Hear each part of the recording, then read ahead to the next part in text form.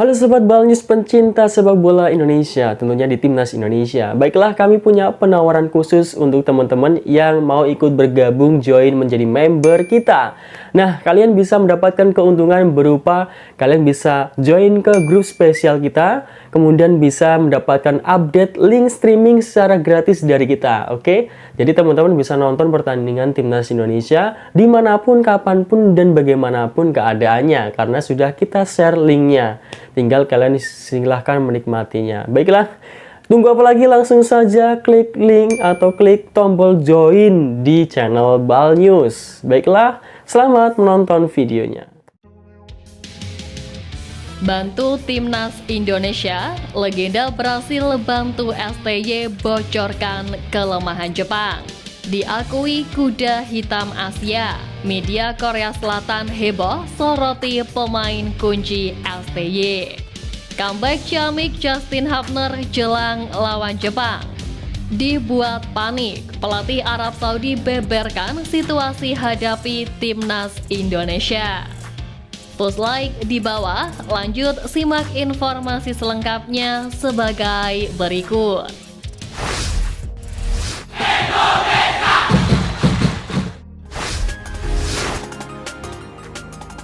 Comeback ciamik Justin Hubner jelang lawan Jepang. Back Timnas Indonesia Justin Hubner akhirnya kembali turun sebagai starter bersama Wolves U21. Ia dipercaya untuk bermain sejak menit awal melawan Oldham Athletic U21 dalam lanjutan Grup B England National League Cup musim ini. Meski tak bermain penuh, Justin sukses mencatatkan umpan kunci kepada pemberi assist, yang mana momen itu terjadi saat gol yang dicetak oleh Fletcher Holman pada menit ke-25. Wolves U21 pada akhirnya menang melalui drama adu penalti setelah bermain imbang 2-2 selama 90 menit. Kembalinya Justin Hubner ke starting 11 Wolves U21 tentu menjadi kabar baik untuk Timnas Indonesia. Dengan merasakan menit bermain di laga kompetitif, Hubner diharapkan bisa tampil bagus saat membela skuad Garuda. Terlebih back 21 tahun tersebut juga sempat mengalami cedera. Tak hanya Justin Hubner, performa impresif juga ditunjukkan oleh Rizky Ridho bersama klubnya Persija Jakarta. Menghadapi Madura United dalam laga lanjutan Liga 1, Rizky Ridho tampil kokoh bahkan menyumbang assist cantik hingga akhirnya meraih kemenangan dengan skor 4-1. Kontribusi itu bisa menjadi motivasi tersendiri dan menambah kepercayaan diri bagi Ridho untuk laga Timnas Indonesia kontra Jepang. Peluang Rizky Ridho dimainkan Sintayong melawan Jepang pun cukup terbuka.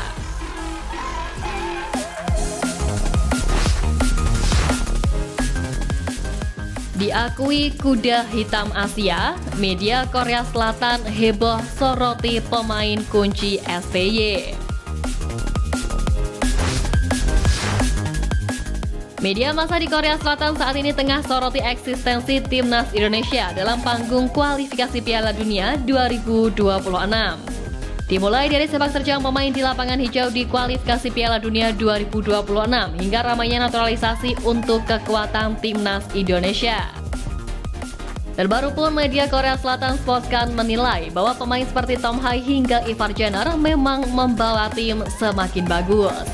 Sebab keduanya berhasil menjadi metronom lini tengah dari skuad Garuda.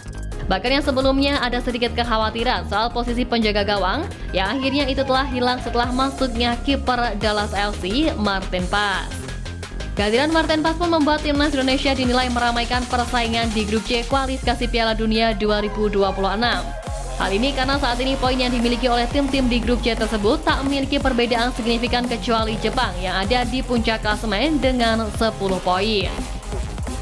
Menariknya, Sportscan Media juga menyebut bahwa Timnas Indonesia menjadi kuda hitam di Asia. Sebab tim Merah Putih menjadi satu-satunya wakil Asia Tenggara yang lolos ke putaran ketiga kualifikasi Piala Dunia 2026. Media tersebut mengakui bahwa telah menunjukkan performa tangguh dan tidak seperti negara dengan ranking 130 dunia.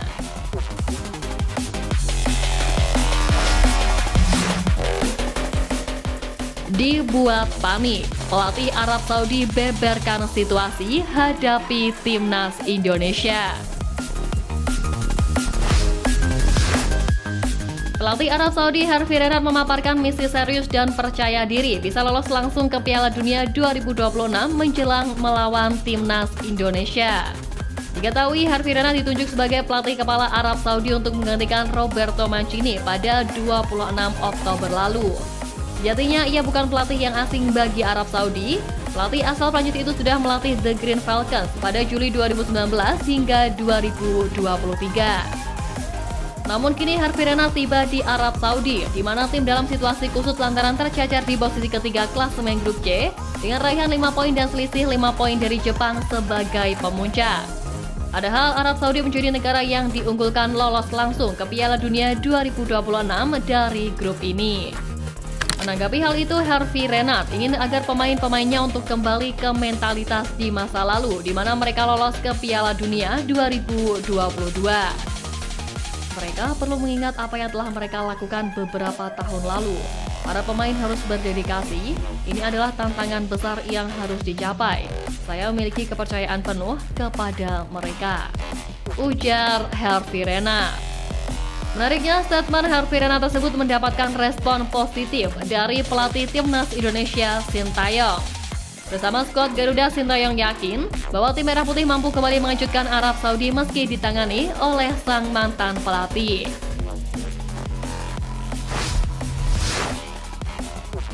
Bantu timnas Indonesia, legenda Brasil bantu STY bocorkan kelemahan Jepang. Kabar menarik datang dari legenda sepak bola asal Brasil Roberto Carlos yang membocorkan cara agar timnas Indonesia bisa mengalahkan Jepang di match kelima grup C kualifikasi Piala Dunia 2026.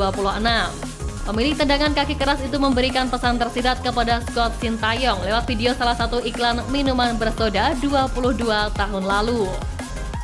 Diketahui Roberto Carlos sempat melawat ke Jepang pada Piala Dunia 2002 lalu. Saat berada di bandara, Roberto Carlos bertemu dengan seorang bocah yang kemudian meminta tanda tangannya. Sebagai tanda terima kasih kepada Roberto Carlos, si bocah pun memberikan minuman kepadanya serta melakukan ojigi atau membungkuk. Setelah mencari tahu, Roberto Carlos baru paham bahwa ojigi merupakan tradisi yang biasa dijalankan orang Jepang sebagai tanda hormat. Karena itu, ketika melakoni pertandingan menghadapi Jepang, Roberto Carlos mencoba melakukan ojigi, tepatnya saat akan melakukan tendangan bebas.